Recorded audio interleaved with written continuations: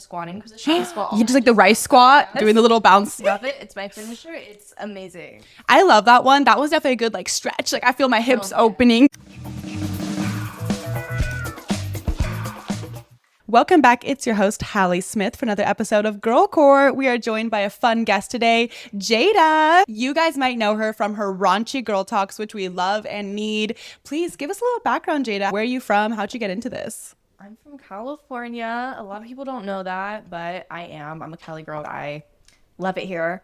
Never leaving. I really love to do raunchy girl talk because honestly, I always talked about this like my whole life. I've been talking like this since high school. I love to give girls advice, and I grew up watching Tana Mojo, taking inspiration from her, and I'm just gonna go for it. I'll be as raunchy as I can be. No, I love that. I feel like too, like, yeah, I definitely advise to the younger girls. Obviously, we talk about spicy things online. We each had to graduate, finish degrees, get things done because your digital footprint is serious. Yes. It will affect your jobs. Your family, your friends. It's not one of those things you just dive into without thinking about. Even though, yes, you're just talking about it, that is a lot to a lot of people. Yes. Like you said, you've always been like this in high school. I feel like that was myself too. I was always open with my friends being like, yeah, I just got this new birth control, or I feel this way. I remember it really clicked in high school. There was all the slut shaming from freshman year, sophomore year, and then our final year. I saw people being more open. They stopped caring about what people were doing. They were just like, oh yeah, they're doing them, and like they're doing this. I loved that. Finally, it's about time we stop shaming people. Exactly. Why are we shaming people? Just let people do what they want. Yes. Judge them. Totally. And like, especially when you're younger, it's so hurtful to girls because we're taking the blunt of it all. The guys are literally just like, oh yeah, they did that. That's the problem. Other girls reverse slut shaming each other. That really hurts. And I'm sure in high school you probably have experienced.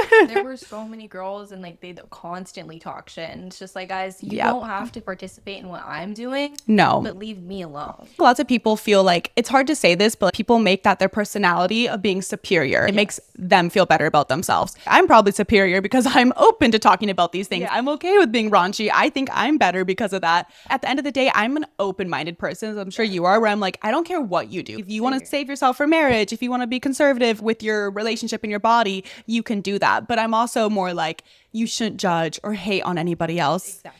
And it's up to the girls to acknowledge that when you're in high school. Call bitches on their shit. If you see somebody talking shit about a girl, call them out on it. So insane. I used to call out so many girls because why are you even talking about that? Yeah, keep it to yourself. Like, what it's okay. It's none of your business. Yep. Like, if it's not affecting you, it's not your man, it's nothing to do with you, then keep your mouth shut. How do you like to call out girls? Are you confrontational? I am not confrontational. Same. I was like, is she really calling it out? Because I would just be like, guys, that's not nice. Don't say that. Do that next time. I do say something about it. I'm not gonna just sit there and let that slide. No. I just be like, guys, we shouldn't assume. We shouldn't guess. That's usually my go-to, especially in high school. It's so much like, oh, I heard that she did this, and this. It's always a rumor, and the rumor is usually never true. And I'm like, think about where the rumor probably started with a group of guys. And I'm like, since when do we listen to a group of guys? Like, I personally have known multiple guys who have lied about going to Pound Town, doing things with me that never happened. So why would we trust the source? Let's fact check real quickly. I think that's so beautiful. I think too, like, what really motivated me to be who I am, even throughout high school, it's like when I was in middle school, probably like, I was young. I was like 12. This girl who was like 13, she gave head to a guy. We were younger. She was crying at her locker. I was at mine at the end of the day, and she was bawling her eyes out. She was so close to me, and there was nobody else around, so I couldn't not say anything to this poor girl crying. So I was like, are you okay? And she's like, she says I gave head to this guy and I didn't. She was sobbing when she said this. I haven't even heard about this, but I don't think it's that serious. It's gonna blow over. Like, I'm so sorry. But it made me feel so bad for her because although maybe she was young and maybe it wasn't the time to be doing that, but nonetheless, people shouldn't have been hating on her and being so mean. It just made me feel so bad. And then as I came of age and understood that, I saw this was really messed up, and I saw my own sisters go through this. Seeing somebody bawling their eyes out, when you see the actual effects of being rude to others and shaming people, whether like it could be anything. It's not just in the bedroom. It could be anything. It makes you feel terrible. I remember it was freshman year.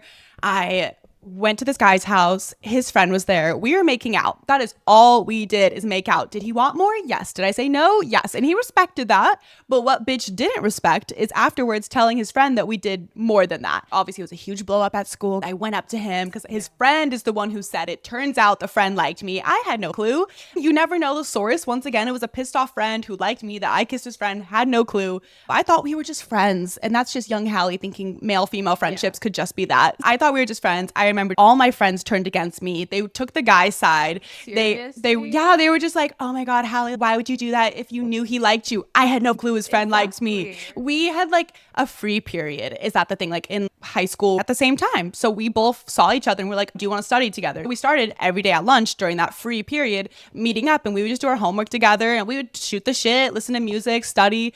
Never once did I think there's anything more than that. I was really just like, wow, like I have a guy friend for the first time. This is so nice. I always wanted one of these. Like I've never had one of you guys.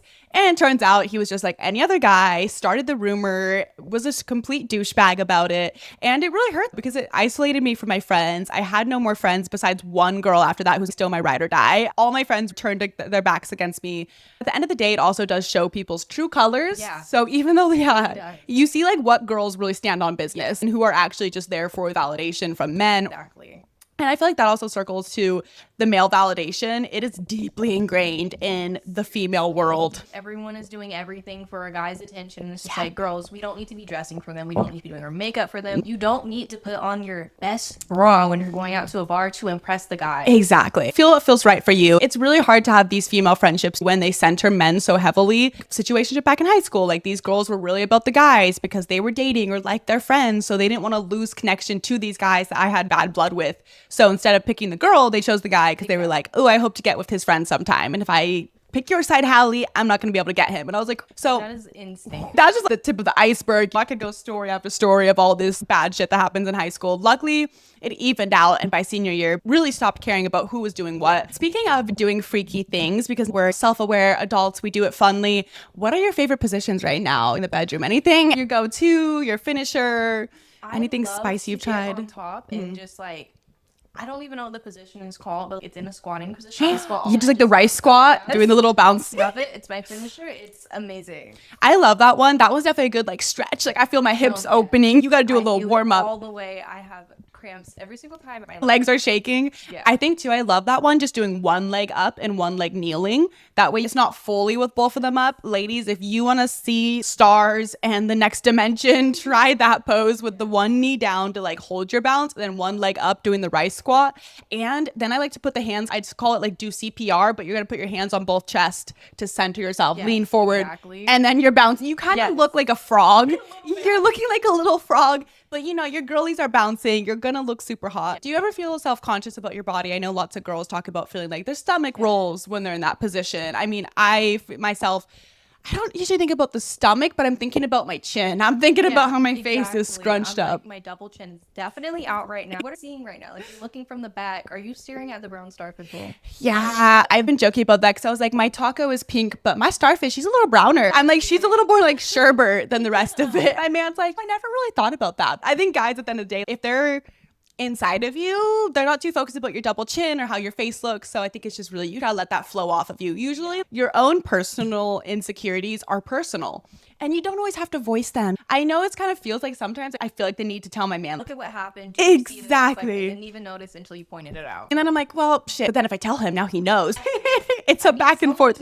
Exactly. I need him to know, but you still need to think I'm perfect and beautiful and sexy. But this is happening. But you also can't say it's ugly. You have to tell me everything's fine and you can't even notice it. I think, ladies, sometimes we do go a little crazy in our head like that. Obviously, there's going to be that pimple, that thing. But at the end of the day, you don't want to share. I don't like sharing too many insecurities because then you're just talking down to yourself. And it's kind of hard. It's just like when you have a best friend who's always like, don't I look fat? Don't I look bad? Literally. And you're like, I'm going to tell you look beautiful, but they're trying to get it off their chest. But there's only so many ways you can tell somebody you are beautiful. Don't believe it. There is not much I can do for you by saying you are pretty, you are beautiful. You have to love yourself. No words are going to fix it from anybody else. I dealt with hormonal acne for years. I still do. I just got it a little figured out. I'm switching my birth control in like 4 days. When I go home, I have to get my new IUD switched. Not excited. It's probably going to cause some problems. But I have built the self-worth and the self-confidence. And it doesn't just come from hearing people tell you, you know, your boyfriend, your best friend. Exactly. It's going to do nothing. You have to do the practice. You have to do the self-work, whether it's meditation or any other weird hooey wooey, or just do something that makes you feel hot and sexy. Work out more, eat right. You have to do those steps to show yourself. I've done as much as I can to help myself. Exactly. Because then words ain't going to do shit. Like, you're not going to feel better about it. Yeah.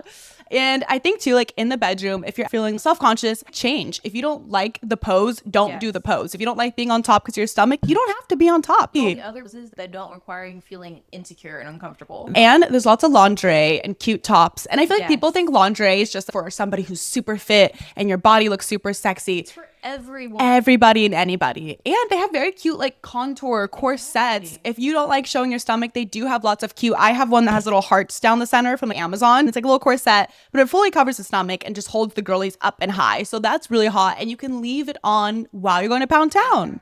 Lingerie is to be scooted to the side. You don't have to rip it off during Pound Town. Leave it on. It's really sexy. I've never seen anyone look bad in lingerie. I love it. Always looks good. Yes, it cinches, it snaps. I actually just last podcast talked to a girl and she has a lot of experience of lingerie and she told me the art of putting on lingerie. I learned a lot of good things, guys. Listen back to last week's episode if you want some good tea on how to wear lingerie and feel confident because we got into that. I think too, my favorite position is crazy. I was just in a 4-way. I'm not gonna lie. I just did some crazy bop shit, but we did this crazy pose. I felt very good though in the moment because these girls know their shit. Definitely make you feel more comfortable. Know exactly what they're doing. And show no shame. They're like, do you want to spin me backwards and eat it? And I'll be riding him. And I'm just like, yeah. But we had this one pose where pretty much my man is laying flat, right? Her head was on his thing. She's giving him brain. Her head's down there. But instead of her just lying flat, her behind being on his face, like classic position 6 to the 9, instead I was holding her up like a wheelbarrow. And so I was eating her from behind. She was down on my man, giving him brain. I had the second girl helping me hold her up too, because obviously I'm not the strongest upper body. I have pretty twiggy arms. So I was holding her up with one arm.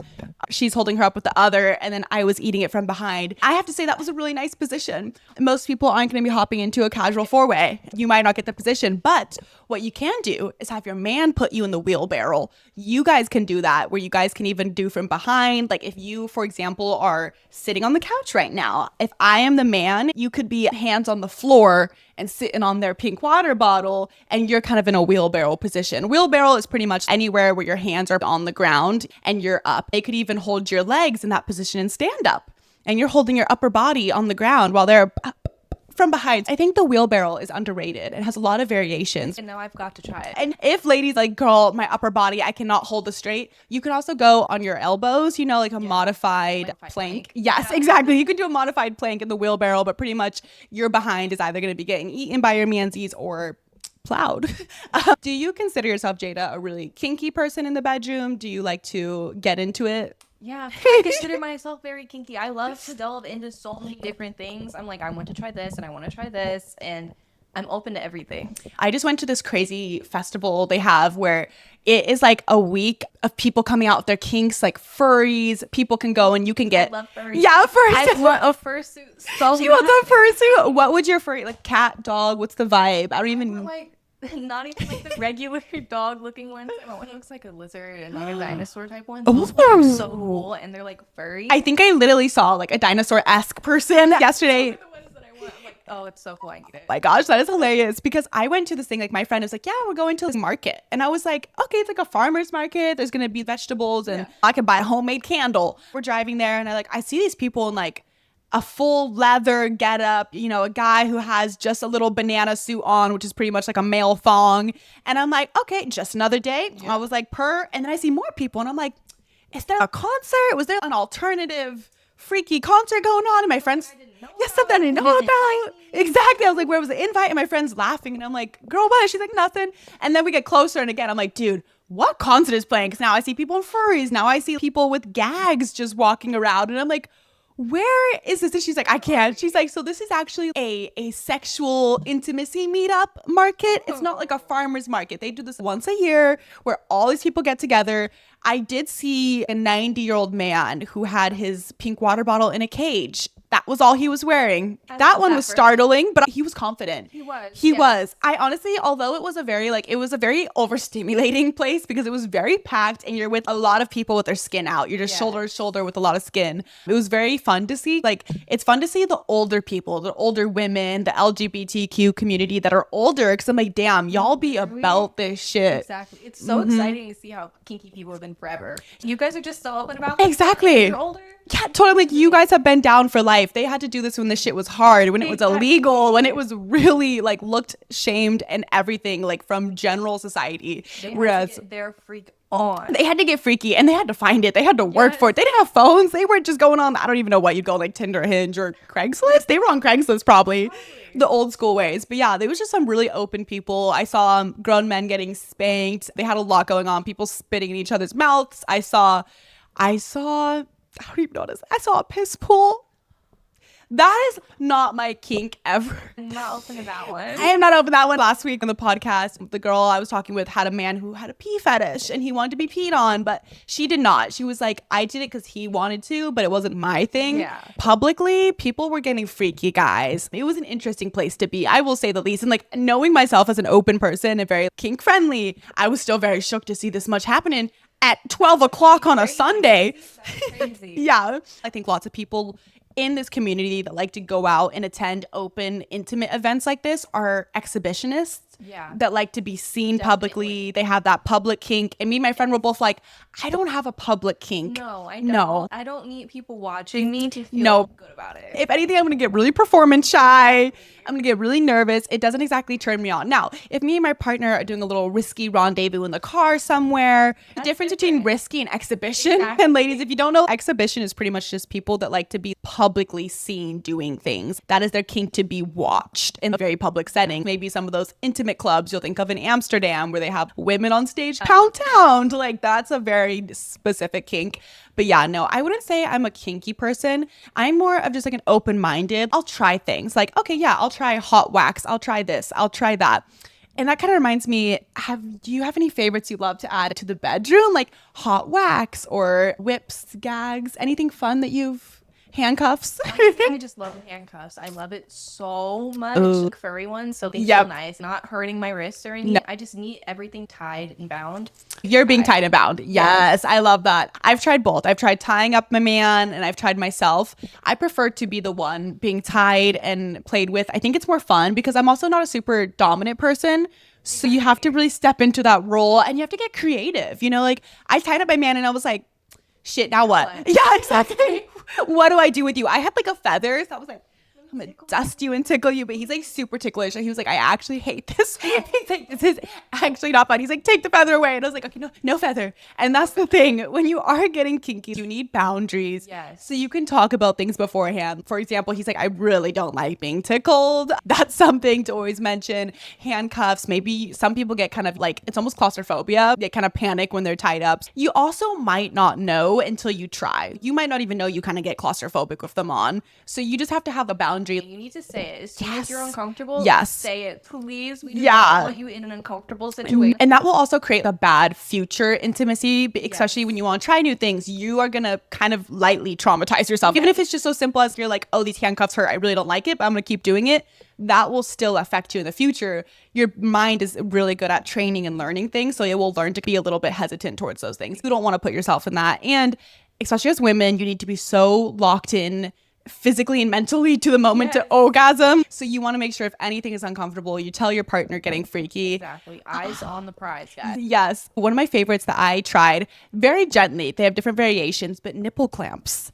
Nipple clamps. Yes. I got a pair off Amazon, super cheap, but they have like a little adjustment guide. I feel like most people think of nipple clamps like these crazy clamps. The most main version that people use are actually more of like this little V, and there's like these little tightener things that squeeze and pinch more and more. It's very adjustable. It does take a second to get set up because you have to first latch it and then it fits to the size of your nipple. They can expand, they can tighten, but it does add a little constant stimulation. Usually they're connected, so there's a chain that connects your left to your right and you can pull on that. Oh, okay. And some people get really into the pulling. I don't need all that. I just like to pinch. I don't want to be yanked, especially because my girlies are fake and obviously they're strong and tough, but it still makes me uncomfortable. So they're really fun. You can yank on the chain, you can adjust the clamp, but the thing is the constant stimulation as women need, because it takes so much to get us there, having the stimulation on the girlies and then the cat and then riding and doing all that is gonna send you to pleasure land. Yes. People always see these things as extreme.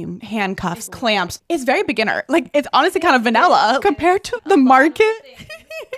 What I saw yesterday showed me that I know nothing. I am not freaky like that. Apparently not. So you can really go into introduction level things. They're not like, you know, car clamps that are going to be hurting. They're very gentle. You can barely like just the lightest of gentleness. I say this because ladies, men, whoever, don't be scared to get into these things because there's beginner and then there's advanced. You're usually seeing on mainstream when you watch videos or hear people talking about it, the advanced version. Don't be like, even the furry, they have little like butt plugs that have a tail on them or fluffiness or even, yeah, they have the feathers that people like to be grazed with. You can start small. You need to start out with the whole shebang. It's slowly building up those sensations that you might really love. Speaking of relationships, dating, it's important to talk about the grass is greener and comparing your intimate life or even just your normal relationship to others. Obviously, me and Jada, we're always talking about this crazy stuff we're trying, this amazing thing. It's not always like that. We have regular periods where we're not going to Pound Town for maybe a month. Maybe you just don't get your I don't sometimes orgasm. Sometimes it's like, I'm just going to give you head. Like, I'm not really in the mood to receive tonight. I know I'm not in the headspace. Like, I just don't want to get freaky right now, but I will do this for you. Exactly. Right? Yeah, I'll give, even though I don't feel like receiving. Like, I like pleasing you, but you don't have to please me. Exactly. So it's hard to compare it. And I think, too, you're going to hear somebody else's relationship and think like, oh, your best friend has such a better dating life than you. She's always doing this or not.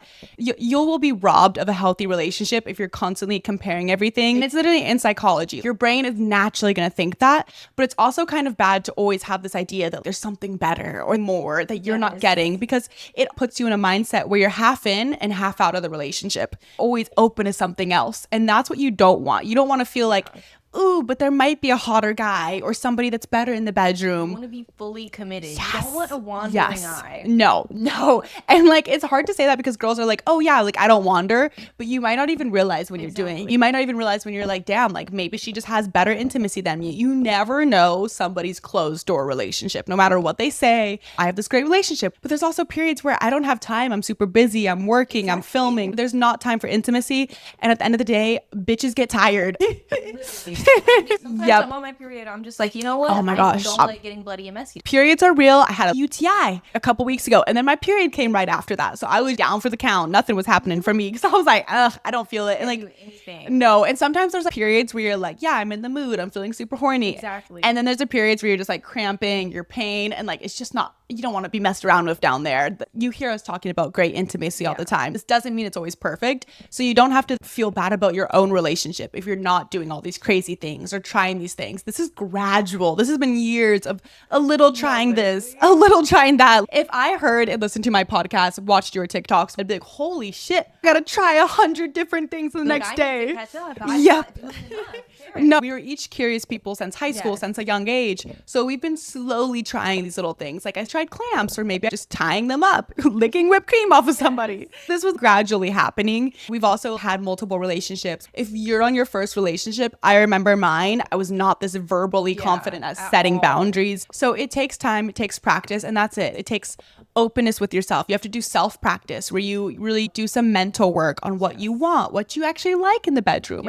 More confident with saying what you need. And also, I think there's sometimes hard for people to admit what they want. You know, maybe you do want to get a little freakier, but you're embarrassed. Shame about it. Yeah, sexual shame is real. Whether it's just you want to be tied up, or maybe you just want to add handcuffs, or rougher or softer. You might feel like your partner's gonna look down on you or think, oh, she's weird. Most likely not. I promise you, they won't. Most likely, guy, girl, whoever, if you could secretly find their watch history on what they've probably watched online. Yeah, especially nowadays with online. There's so many things you can dive into. I'm sure they've watched something more intense or know of something more intense. They wouldn't mind trying. You never know until you ask.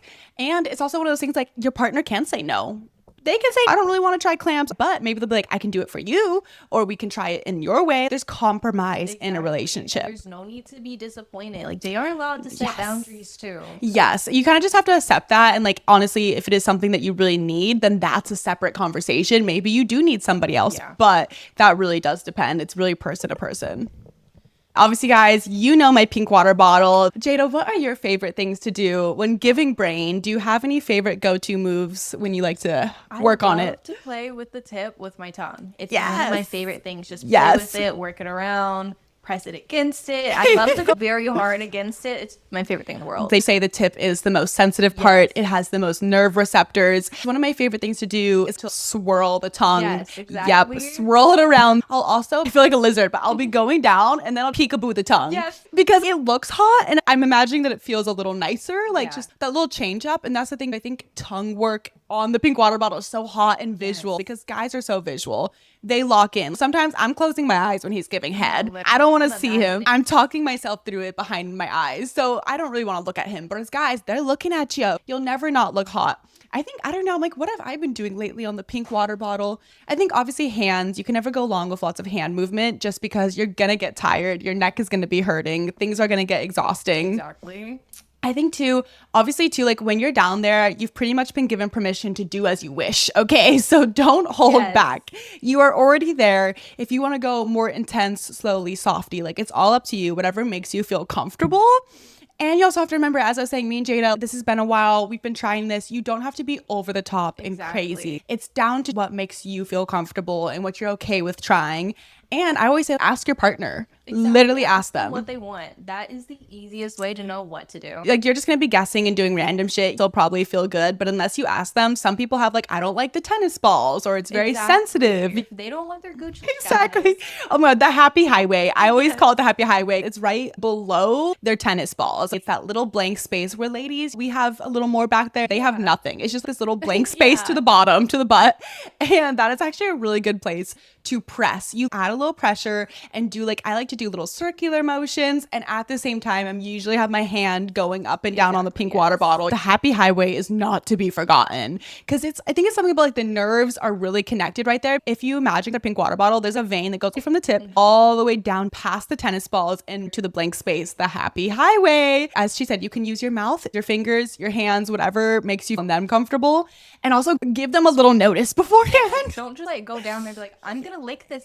Exactly. Like consent, even though you're down there. Guys get nervous when you get near their bum. Even though you're not on the bum, you're a little bit closer and then you might have a little red alert and they might feel, you might see them. Whoa, okay. So usually tell them, but give them a little warning. It's just like a girl doesn't want a surprise in the back door. That is their back door. They don't need a surprise. All right. We are going to do our quick little rapid fire. You guys know, big spoon or little spoon? Little spoon all the way. Little spoon. Yep. I don't mind being a big spoon sometimes, although I am a lot smaller than most guys. So I'm really more just like hugging their back. Arm halfway around. That's actually it. I feel like they don't feel as comforted. They'll never know what it feels like to be a real good little spoon. Hot wax or whipped cream? Definitely whipped cream. I would actually say hot wax just because I'm not really actually, guys, you might not know this. I don't really like food too much in the bedroom. More like every time I've tried, I've accidentally bitten or licked in a wrong way. I get too excited about the food. I'm actually trying to eat the food. And I also, I don't like sticky stuff. I hate the feeling of stick on myself. If it's on my hands, if I just ate candy or something, I do not want that. The idea of it being on my body sounds like my worst nightmare. And that's why you have to talk about things because you never know until you ask somebody. Ear smooches or neck smooches? Ear smooches. I love Same. They are so ticklish. I feel like people kind of like, I first made TikToks about that where they're like, girl, the what? The ear? But I'm like, the ear is very ticklish. Actually, I think in certain massages, they don't allow women to massage guys' ear because it's so connected to their dick. It is very connected to the stimulation. Sweet or sour? Definitely sweet. Okay, I'm a sour girl, but more like I like sweet tarts and those type of candy things. I think, I don't know, maybe I'm just like deprived of some type of mineral. I just need something, whatever's in sour. I crave sour things. I love pickles and olives. I hate pickles. I actually agree with that because I used to hate them, but they've grown on me in just the last 2 years. Now, I don't like sweet pickles. It has to be a dill pickle, something salty. I went to Disneyland and they have these giant spicy dill pickles. Rocked my world. Yeah, they were so good. Okay, last one, icy play or heat play? Using ice cubes or heat? Heat, yeah. Honestly, I would say like it depends. If it's I like icy. If we're talking about the tatas, the girlies, no ice near the hoo-ha. I don't get that. What are we doing? I don't get the feeling of that, and I feel like that would just also feel like I'm peeing myself. Water melting out. It's just like, I'm like, it feels like his kids are dripping out. For girls, I wouldn't want icy play. For a guy, if you put an ice cube in your mouth and then give them a little brain, a little icy hot, that I could mess with. But receiving the icy play, that would be a no for me. Thank you, Jada, so much for joining me on this amazing episode episode of Girl Court. I will put all her socials down below. You guys need to go watch her raunchy talk. She's hilarious. Get some more info. But if not, I'll see you guys next Sunday. Bye.